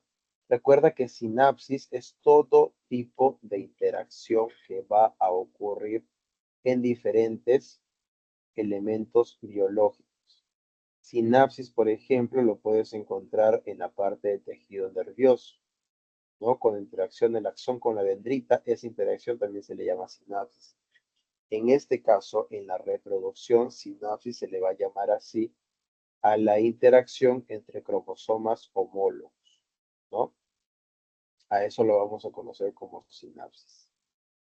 Entonces, en este caso, el complejo sinaptonémico es un complejo que se va a formar en la parte de la sinapsis, como está diciendo su nombre, pero recuerda que esta parte de aquí ocurre obligatoriamente en la profase número 1, ¿ya? Y esta profase número 1 se dividía de 5 maneras, ¿no? Leptoteno, cigoteno, paquiteno, diploteno y diacinesis. Ahora la pregunta es, ¿en qué parte de la profase 1 ocurre exactamente esto de aquí de la sinapsis? Vamos a averiguarlo a continuación, ¿ya? Vamos a ver aquí la meiosis. Aquí tenemos la meiosis, ¿no? Lo que te estaba diciendo justamente. Ya, entonces, ¿en dónde ocurre este proceso de sinapsis? Busca ahí tu cuadrito, busca tu cuadrito, ¿ya? Y te das cuenta de que en ningún momento dice aquí sinapsis más que solamente en esta parte, ¿no? Y aquí justamente vamos a encontrar, mira, el complejo sinaptonémico. Ahí está el complejo sinaptonémico. A ver, vamos a ponernos en contexto, ¿ya? Y quiero que entiendas bien esta parte porque puede ser un poco confusa. La primera parte de la profase 1 es llamada leptoteno, ¿no? En ese leptoteno, ¿qué es lo que está ocurriendo? La condensación de los cromosomas. Los cromosomas se condensan y además de ello está ocurriendo ¿qué cosa? Un encuentro, está ocurriendo un encuentro entre los cromosomas homólogos. Cromosomas homólogos que son cromosomas que se encuentran tanto en el padre como en la madre. Y esos cromosomas homólogos lo que van a hacer es identificarse, encontrarse. Recuerda que hay diferentes tipos de cromosomas en una persona. Entonces, pueden haber cromosomas metacéntricos, cromosomas submetacéntricos, cromosomas acrocéntricos o cromosomas telocéntricos. Si un cromosoma acrocéntrico, es decir, tiene un brazo más corto que el otro, se encuentra con otro cromosoma acrocéntrico, tienen el mismo tamaño, la misma contextura, estos van a ser cromosomas homólogos, ¿ya? Pero si los dos cromosomas son, por ejemplo, metacéntricos, pues esos también van a ser homólogos. Uno va a provenir del padre, otro va a provenir de la madre, ¿ya? Entonces, en este caso, el leptoteno lo que hace es reconocer a su cromosoma homólogo, ¿ya? Reconoce su cromosoma homólogo y luego pasa a la parte llamado el cigoteno. En el cigoteno se van a formar una cosa llamada los bivalentes, ¿ya? Formación de los bivalentes o también se le puede llamar formación de las tétradas. Tétradas, ¿por qué? Porque cada uno de ellos va a tener dos cromátidos. Por dos, cuatro tétradas. Pero a su vez, a ese complejo también se le puede llamar complejo sinaptonémico, ¿ya?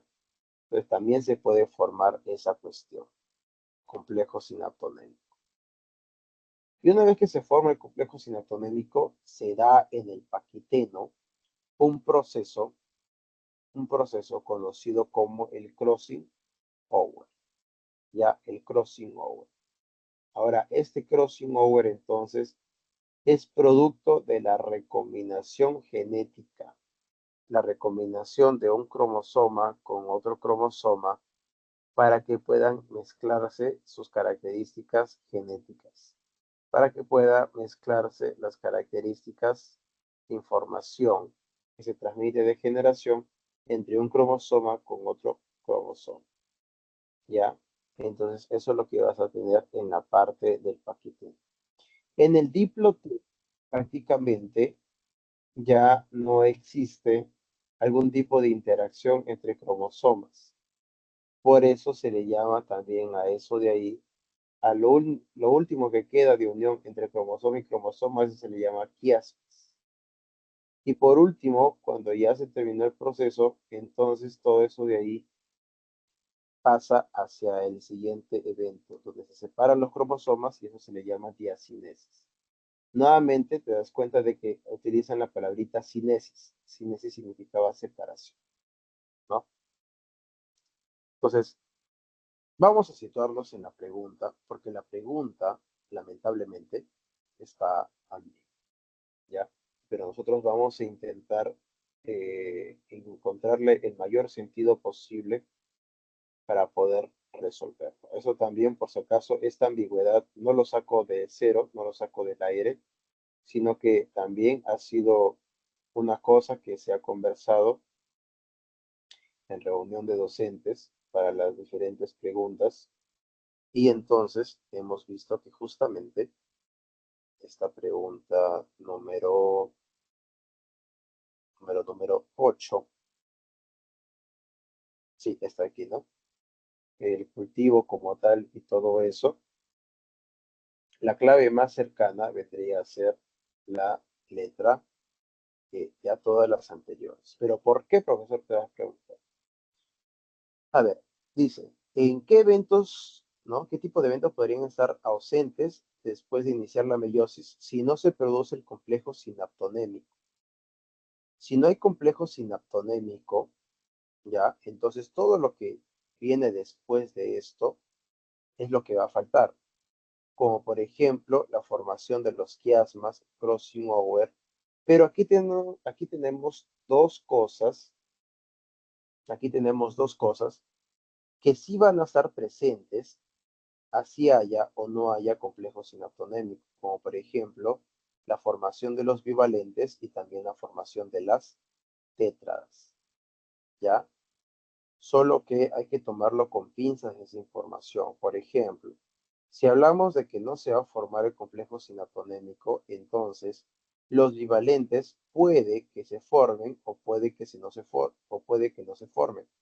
Lo que sucede es de que la formación que van a tener ellos va a ser un poco más débil que la que tenían si el evento hubiera ocurrido de manera correcta. Sí se forman los bivalentes, pero los bivalentes van a estar un poco separados y como están separados entonces no se forma como tal el complejo sinaptonémico. ¿Ya? Ahora, otra cosa, vamos viendo por ahí, la formación de las tétradas. Las tétradas, por si acaso, es lo mismo que bivalentes y la idea termina siendo la misma entonces. ¿Ya? Entonces, esas tétradas de ahí, las tétradas se forman, pero se forman de manera endeble. Como se forman de manera endeble, es decir, no alcanzan una buena formación, entonces tampoco se llega a darse de manera total la formación de las o del complejo sinaptonémico, ¿ya? Entonces, por eso se le dice de esa manera. Entonces, la más acertada o la más cercana vendría a ser todas las anteriores. Ahí vamos, ¿ya? Listo, muchachos. Ahora, unos 30 segundos, por favor. Voy a traer un poco más de agua, ya no haya. Por favor.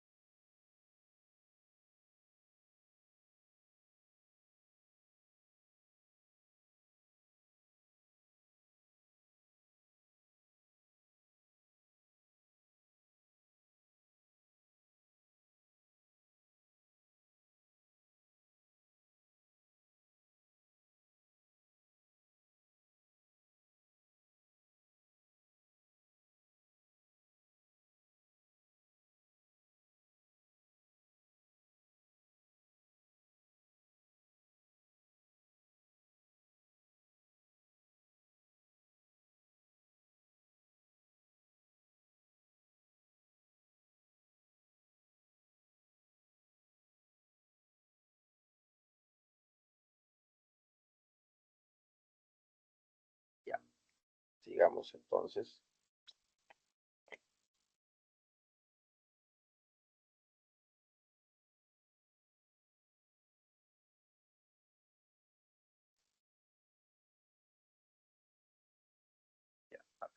Siguiente pregunta, dice, la necesidad de reproducirse sexualmente,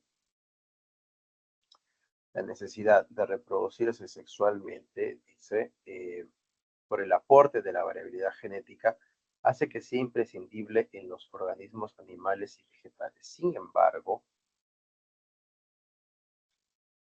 en el caso de algunas plantas puede ocurrir también a mecanismos asexuales por ventajas como puede ser es decir, ¿qué ventaja tendría la reproducción asexual en plantas que no pueda ser otorgado por la sexual? Eso es lo que vamos a descubrir, ¿ya? Según la clave dice, ¿qué podría permitir? Dice, generar un número menor de descendientes, o sea, si yo me reproduzco de manera sexual, voy a tener menos hijos y eso va a ser favorable a diferencia de la sexual. Parece no tener sentido, ¿no? De esa manera. Vamos a ver la letra B. Dice, suceder a un ritmo más lento. Es decir, la reproducción asexual es mucho más lenta que la sexual. Tampoco parece tener sentido. La C, prescindir de la polinización entomófila. Ok, prescindir, es decir, no necesitan la polinización entomo. Entomo significa de insectos, ¿ya? Y fila, la afinidad, es decir, no necesitarían reproducirse mediante los polinizadores que vendrían a ser los insectos. ¿Eso sería algún tipo de ventaja? Puede ser, ¿no? Luego la letra D dice tener un mayor costo energético, o sea, ahí sí no tiene ningún tipo de sentido, ¿no? La sexual si tiene mayor gasto energético, entonces no debería ser algo ventajoso, sino que debería ser algo desventajoso. Pues no va. Y la letra E dice necesitar de una menor cantidad de microsporocitos. ¿Qué son los microsporocitos? Los microsporocitos son las células sexuales de las plantas, que luego terminan llamándose granos de polvo. Pero tampoco tiene relación, ¿ya? Así que si nosotros vamos a ver las claves, donde dice lo entomofílico es lo que más guarda relación, ¿no? Dice, podrías prescindir de la polinización entomofílica. Claro, y eso tiene sentido. Vamos a ver las gráficas de los vegetales de manera asexual. Está, ¿no? De un solo individuo, una sola planta, puede originar otro hijo o puede generar más hijos, ¿ya? Eso es lo que está haciendo una planta. La pregunta es, ¿cómo lo hace? ¿Necesita de flores para poder sacar más plantas? La respuesta es no, ¿verdad? Contundentemente no necesita de más plantas para generar más flores. Entonces, ¿cómo es que está realizando este proceso? La única cosa que necesita esta planta para poder formar a otras plantas es solamente la mitosis, un proceso celular que requiere la división constante de las células. Nada más. Entonces, si solamente va a dividirse constantemente, no necesita de ciertos insectos, de ciertos animales, de ciertos polinizadores para que se pueda dar el proceso de generación de otras plantas, ¿ya? Eso es lo bonito que tiene la reproducción asexual. Si uno quiere, por ejemplo, formar más plantas en su macetero, fácilmente podría sacarle el tallito a esa planta, sembrarlo en el macetero y después de unos días, semanas o meses, ver cómo comienza a crecer una nueva planta. ¿Ya? Si no necesita de insectos polinizadores para realizar ese proceso. Eso es lo interesante que tiene. Muy bien, entonces eso es lo que vamos a tener en esa parte. ¿Ya? Recuerden ustedes, muchachos, de que la reproducción entonces asexual permite simplemente utilizar a la división celular llamada mitosis. La meiosis solamente es un tipo de división celular que es utilizada en la parte de la reproducción sexual, ¿ya? Y además, la meiosis permite formar gónadas, ¿ya? Células sexuales vegetativas, vegetales. Muy bien. Y estas células de aquí forman granos de polen, forman óvulos y a partir de ahí van a darse la reproducción sexual. Pero en este caso, no. ¿Ya? Y recuerda que si te dicen un proceso entomofílico es porque estos insectos ayudan a la polinización. Yo sé que estamos acostumbrados a ver a la abeja como organismo polinizador, pero hay muchos más organismos, como por ejemplo podrían ser las polillas, podrían ser las mariposas o podrían ser también las moscas. ¿Ya? Recuerda que hay algunas moscas que no solamente te van a causar enfermedades, sino que también causan efectos positivos en el ecosistema para el ser humano también, porque esas van a ser polinizadoras. ¿Ya? Entonces, si no necesitas de eso, la asexual tiene una ventaja. Muy bien, entonces aquí la C, ¿no? No necesitamos la polinización entomófica. No necesitamos. ¿Listo? Ahora vamos aquí a la pregunta 10. Dice, un estudio de los granos de polen de una planta desconocida. Dice que va a revelar un número exacto de 36 cromosomas. ¿Ya? De un grano de polen, ¿ah? 36 cromosomas. ¿Cuántos cromosomas tendría la planta de la que proviene y cada una de las microsporas obtenidas en meiosis 2 respectivamente? Repito, ¿cuántos cromosomas tendría la planta? Es decir, ¿cuánto es el número original de cromosomas que tenía la planta? No el polen, sino la planta, ¿ya? Y cada una de las microsporas obtenidas en la meiosis 2.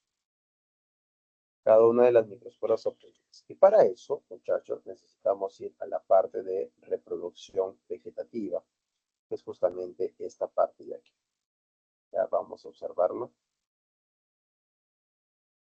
Aquí está. Aquí, ¿no? Recuerda que a la división de las plantas tiene dos variantes, ¿no? Así como existe la espermatogénesis y la ovogénesis, en el caso de las plantas, para formar los espermatozoides que vendrían a ser los granos de polen, a ese proceso se le llama microgametogénesis y para formar a los óvulos se le llama megasporogénesis. ¿Ya? Entonces, aquí está, ¿no? El microsporocito, que vendría a ser la célula germinal, que va a dar origen a los granos de polen, va a tener principalmente, originalmente, va a tener un número diploide de cromosomas, ¿ya? Tú sabes que después de la meiosis 1 divide a la mitad el número de sus cromosomas y en la meiosis 2 también divide a la mitad el número de sus cromosomas, perdón, mantiene el número de cromosomas. En la meiosis 1 divide a la mitad y en la meiosis 2 mantiene el número de cromosomas. Porque recuerda que la meiosis 1 es reduccional y la meiosis 2 es ecuacional. Una vez que ocurre eso de ahí y tienes la microspora, va a pasar eventos de cariocinesis. Cariocinesis. Hasta el cansancio, el día de hoy, hemos hablado qué cosa significa tener cariocinesis, ¿no? Cariocinesis significa ¿qué cosa? División del núcleo. Entonces, lo que vamos a tener es la división justamente de la parte nuclear de esta célula. Se va a dividir. Y recuerda que aquí un poco te vas a bloquear porque división y multiplicación en biología es lo mismo, ¿ya? Si yo lo divido 3 veces, es decir, lo estoy multiplicando 3 veces al número de cromosomas. Si lo divido 2 veces, también lo estoy multiplicando 2 veces al número de cromosomas. Entonces, en este caso, las microsporas pasan por un proceso llamado cariocinesis 1. en el cual se divide, es decir, se multiplica el número de cromosomas. Si una planta, por ejemplo, tenía 12 cromosomas, por ahora por la cariocinesis lo ha multiplicado, por ende va a tener ¿cuánto? 24 cromosomas. Y si ahora sucede un evento más de división llamado cariocinesis 2, divido nuevamente a un núcleo en 2. Y ya no voy a tener 12 cromosomas, ni tampoco 24. Voy a tener 36. Nosotros nos podemos a pensar ese número 36, ¿en dónde lo he visto? Ah, ese número 36 lo he visto por acá, ¿no? Te decían que un estudio de los granos de polen de una planta desconocida reveló un número exacto de 36 cromosomas. ¿Cuántos cromosomas tendría la planta de la que proviene y cada uno de los microsporas? Ya. Si el grano de polen tiene 36 cromosomas, es porque ha hecho cariocinesis 1 y cariocinesis 2, ¿verdad? Entonces, eh, ese grano de polen, de manera original, ¿ya? El espermatocito, lo que va a hacer es tener la tercera parte de esos números de cromosomas que está teniendo en el grano de polen. Y la tercera parte vendría a ser 2, que vendría a ser el número original de cromosomas, ¿ya? Que estaba teniendo entonces esta planta, ¿ok? Y luego te dice, ¿verdad? Cada una de las microsporas obtenidas en la meiosis 2. Cada una de las microsporas obtenidas. Entonces, nuevamente, vamos a la idea, ¿ya? Eso de aquí va a ser entonces las microsporas. Las microsporas, como estaban en haploides, van a tener 12 cromosomas, ¿ya? Las microsporas, vuelvo a repetir, voy a colocar aquí la imagen de la plantita. Aquí están las microsporas. Las microsporas. Las microsporas, como están en la versión haploide, como están aquí en la versión haploide, voy a escribirlo, versión haploide, van a tener ¿cuánto? Si el grano de polen tenía 36, ¿ya? Entonces, las microsporas van a tener la tercera parte, que vendría a ser 2. Pero si te preguntan por la planta, como la planta está en la versión diploide, entonces vamos a multiplicar al número de sus cromosomas, ¿no? Es decir, el microsporocito, la planta original, esa planta, ¿cuánto iba a tener? 24 cromosomas, ¿ya? 24 cromosomas. Eso es lo que vamos a tener entonces. El grano de polen, 36. La microspora va a tener la tercera parte, porque recuerda que por la cariocinesis 1 y 2 multiplicó el número de sus núcleos, y la planta total va a tener 24 cromosomas. ¿Ya? Ok, entonces por eso la clave vendría a ser primero. ¿Cuánto tiene la planta en total? La original, 24. Mientras que las microsporas van a tener 2. ¿Ya? Bien, vamos entonces a la pregunta número 11. Estamos acabando.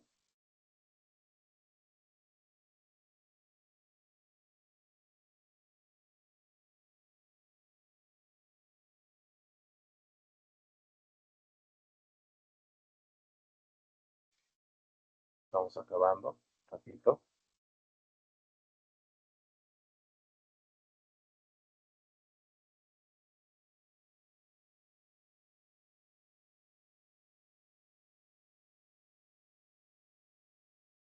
Ok, su preguntita del tejido en breve lo respondo, ¿ya?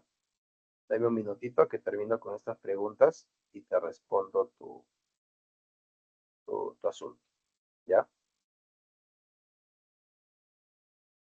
A ver, te dice entonces la pregunta 11, dice, una planta, ¿con cuántos cromosomas? 20 cromosomas, dice que sufre una mutación. que causa que sus granos de polen tengan también 20 cromosomas. De tal manera que la planta es incapaz de realizar la doble fecundación. ¿Cuál podría ser la causa más probable de esta incapacidad?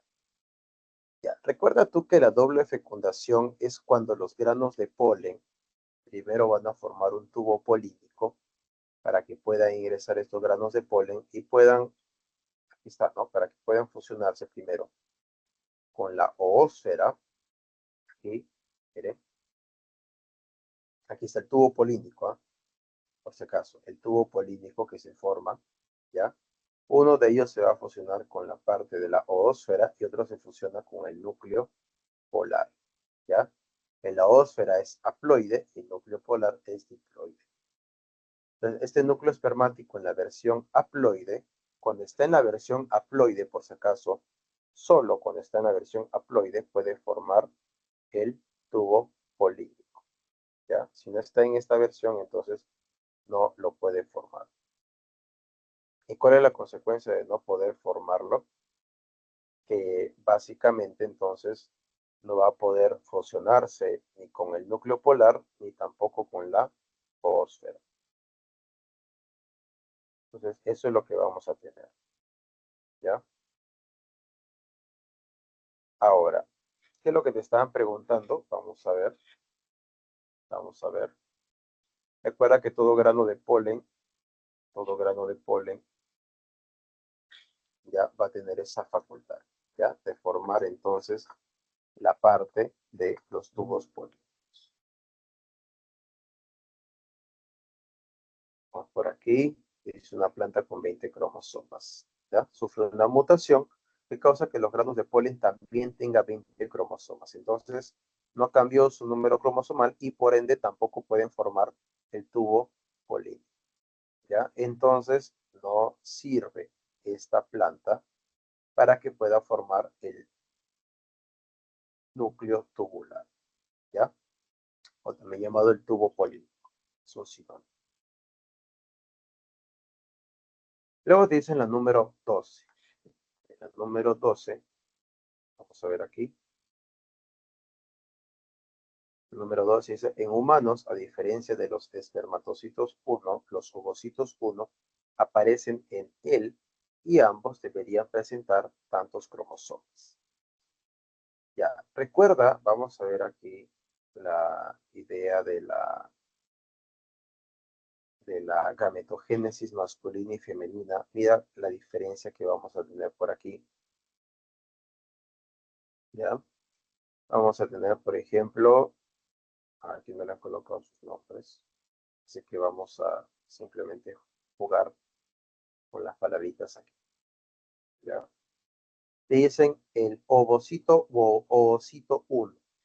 El ovocito 1 vendría a ser entonces la primera forma que tiene el óvulo, por así decirlo, cuando termina la meiosis, ¿ya? Cuando termina la meiosis del tipo 1, ¿ya?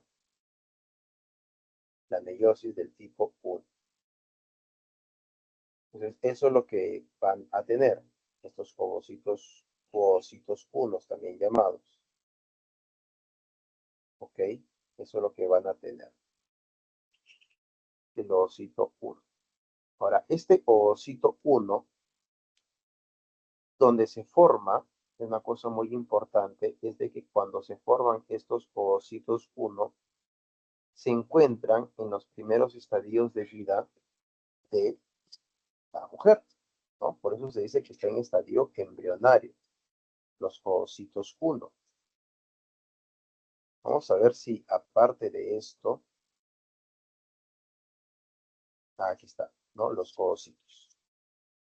Ya, aquí colocan, por suerte, les han colocado aquí el ovocito, ¿ya? El ovocito. Por si acaso, las primeras células germinales se les llama oogonias. Ya, las oogonias se dividen en grandes cantidades.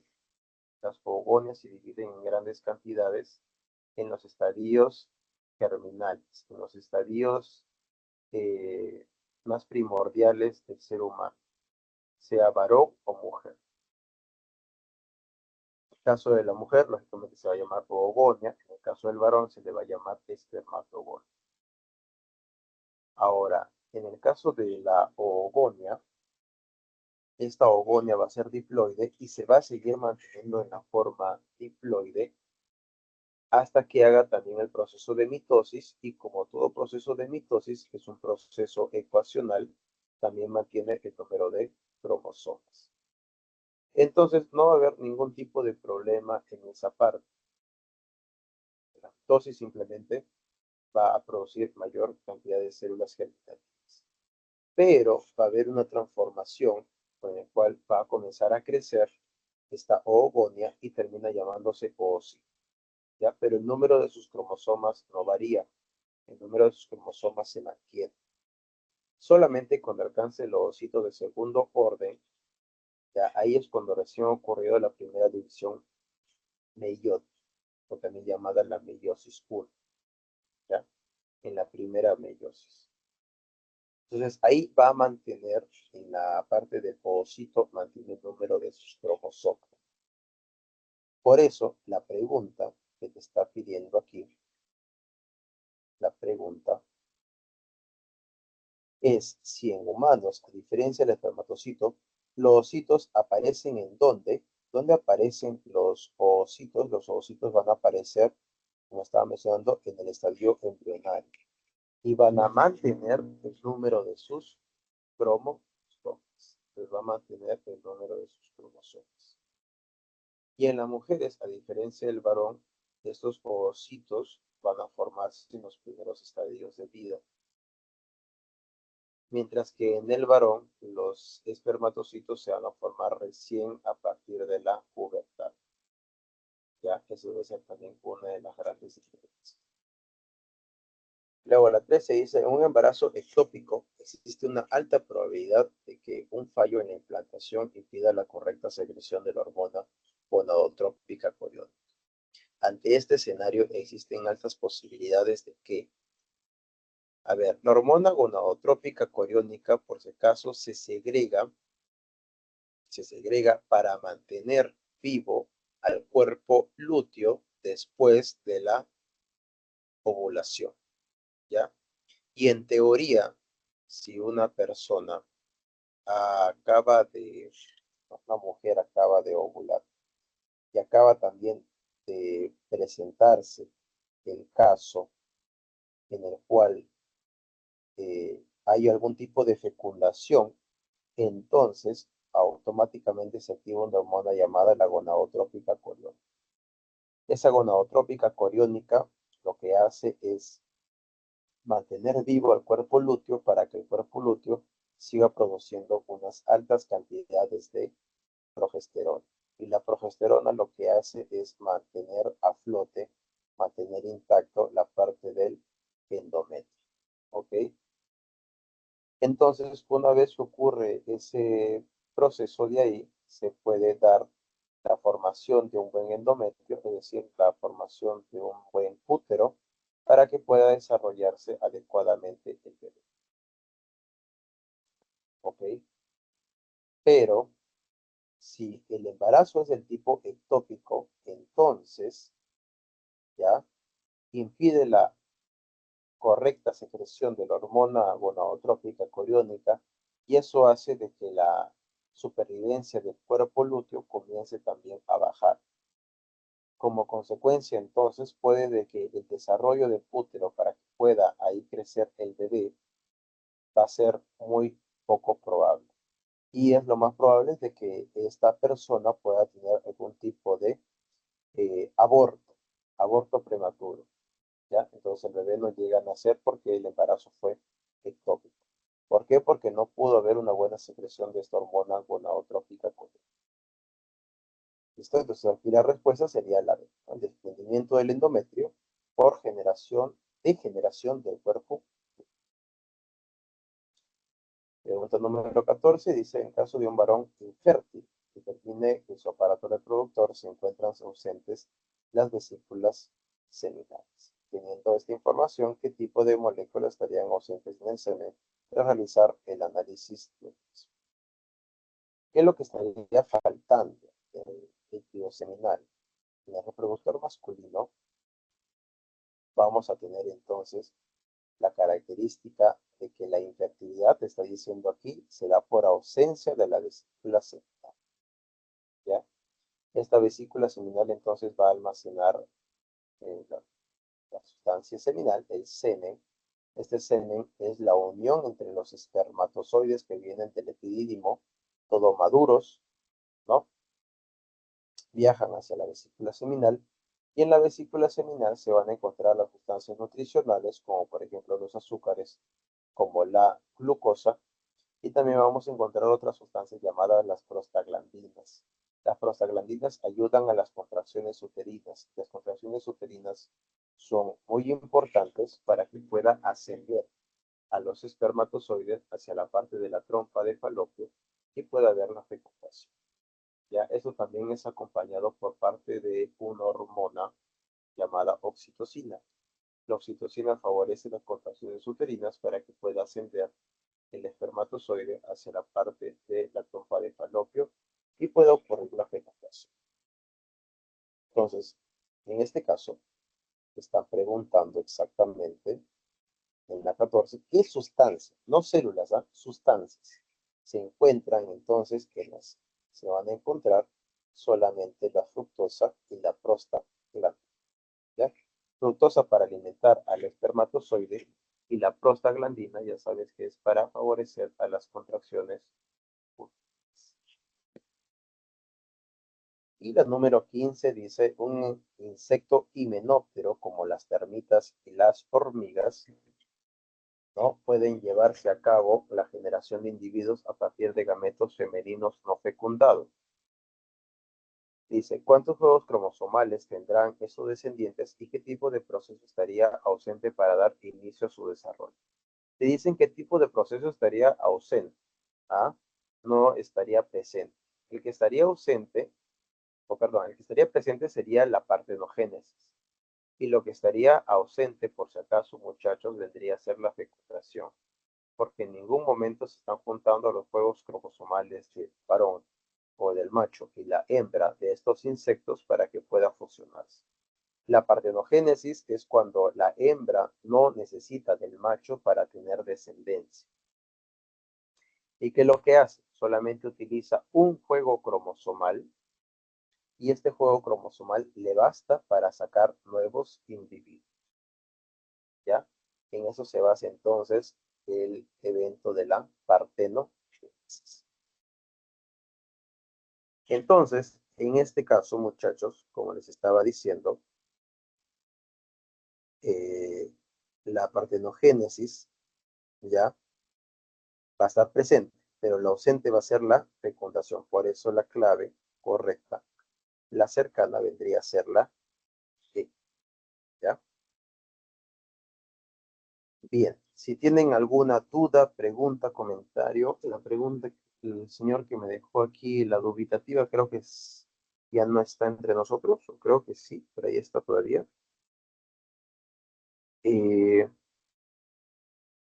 me avisan, ya, porque la clave para esa, ya, vendría a ser verdadero, falso, ya. La dejo aquí, si no, verdadero, falso. Si alguien tiene más dudas, me lo hace saber en la parte de los comentarios, ya, o si no directamente. O esperan un minutito, ya que quedan algunos minutos. Si tienen alguna duda o algo, lo dejan en los comentarios. Ahorita vengo, ¿ya? Esperan un minutito.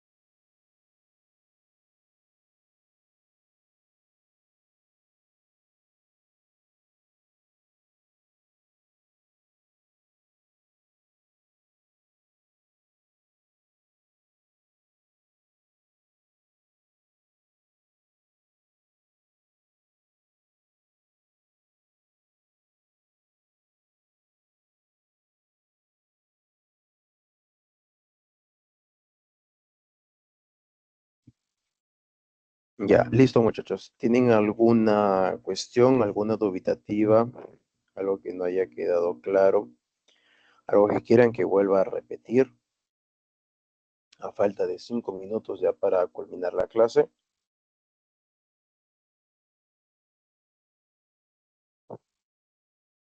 ¿Todo claro? Profesor, buenas tardes. A mí me quedó una duda en la parte de reproducción asexual por regeneración o fragmentación. Ya. ¿Quieres que lo vuelva a repetir? Ah, sí, por favor. Ujú. Imagínate, ya, para hacer el caso más real posible, en animales, regeneración o fragmentación, imagínate que tú eres una estrella de mar, ¿ya? Imagínate, este es un caso extremo, ¿ah?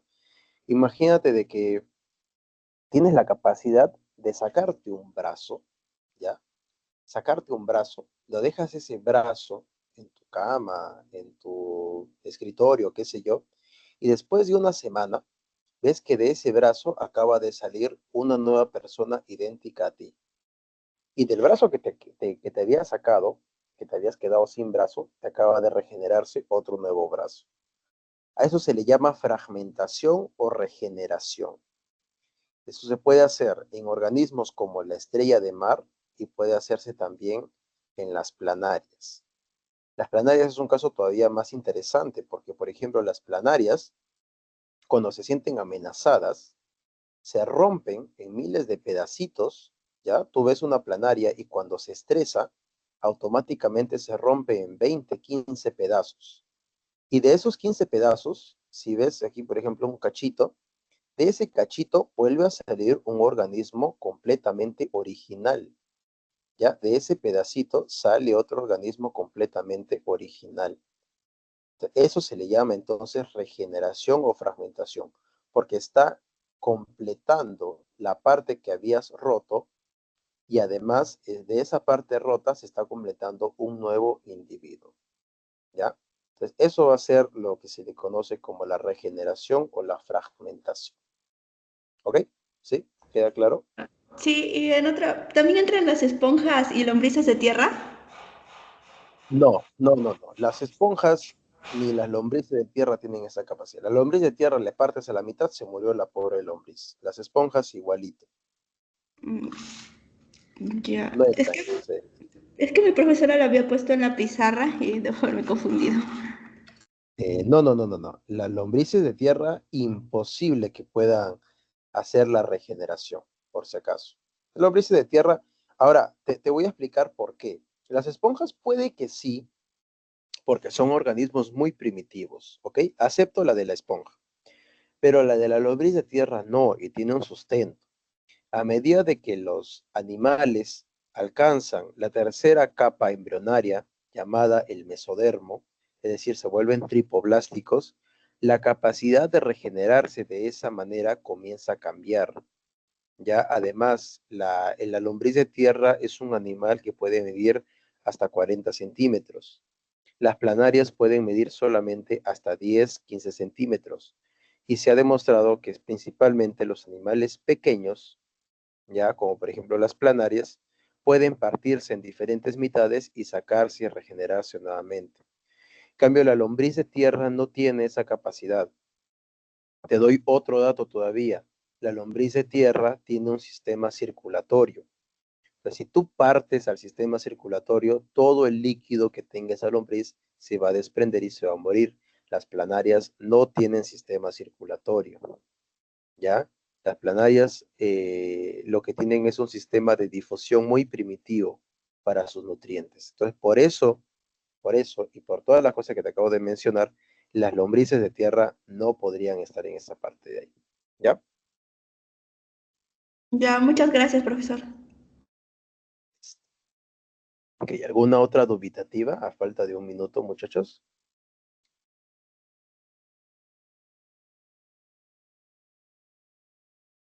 Parece que ya está todo claro, todo resuelto.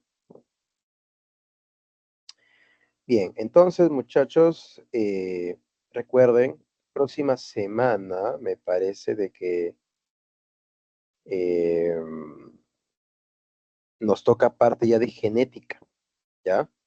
Vayan viendo las preguntas de los ejercicios y todo lo demás, porque siempre es complejo esa parte de ahí. ¿Listo? Entonces, si ya no hay otra duda o consulta, eso sería todo esta semana, muchachos. Cuídense. Nos estaremos traccionando la próxima semana. ¿Ya? Hasta luego.